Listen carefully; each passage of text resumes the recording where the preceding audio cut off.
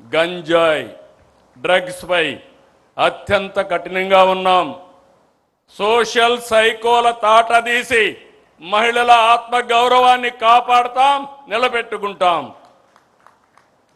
మొన్నటి విజయంలో మహిళలదే కీలక పాత్ర. దానికి గౌరవంగా మరొక్కసారి విజ్ఞప్తి చేస్తున్నా, ఈ మహానాడుని మా ఆడబిడ్డలకు అంకితం చేస్తాం. మహిళా మహానాడుగా ముందుకెళ్తాం. మనం ఏ ఆలోచన చేసినా, ఏ సంస్కరణ తెచ్చినా, ఏ పాలసీ అమలు చేసినా అది యువత కోసమే. ఉమ్మడి రాష్ట్రంలో ఐటీ రంగానికి ప్రాధాన్యత ఇచ్చాం.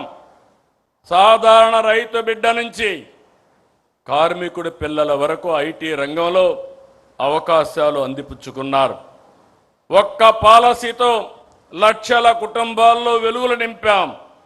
నేడు దేశ విదేశాల్లో ఐటీ రంగంలో మన బిడ్డలు సాధించిన విజయాలు చూస్తే ఆనందం కలుగుతుంది. ఇది తెలుగు జాతికి గర్వకారణం.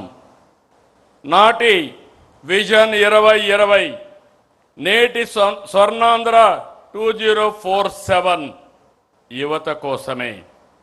నేను ఒకటే విజ్ఞప్తి చేస్తున్నా, యువగళం కింద ఆనాటి జనరల్ సెక్రటరీ, ఈరోజు వర్కింగ్ పార్టీ ప్రెసిడెంట్ రాష్ట్రమంతా తిరిగారు. యువగళంలో నిర్దిష్టమైన హామీలు ఇచ్చారు.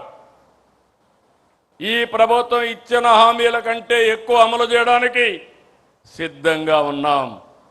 నేను మళ్ళీ విజ్ఞప్తి చేస్తున్నా, teenagers, gen alpha, gen Z, ఈ ముగ్గురికి విజ్ఞప్తి చేస్తున్నా, మీ ఆలోచనలు మీ మైండ్లో ఏమున్నాయో దానికంటే బియాండ్గా తెలుగుదేశం పార్టీ ఆలోచిస్తున్నాం, ముందుకు తీసుకెళ్తాం.